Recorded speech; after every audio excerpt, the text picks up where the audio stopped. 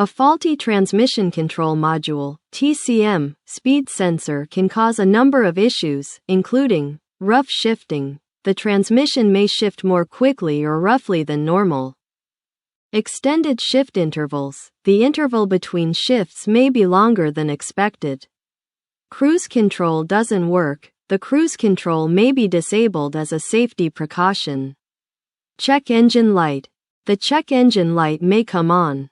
Slow acceleration. The vehicle may take longer than normal to pick up speed.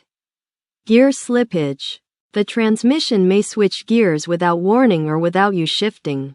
Inability to shift. You may be unable to shift out of neutral or shift up while accelerating or shift down when coming to a stop. Poor fuel economy. The vehicle's fuel economy may decline for no reason.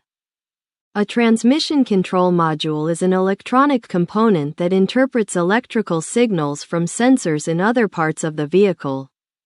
A faulty TCM can be dangerous to drive with and can cause you to lose control of your vehicle.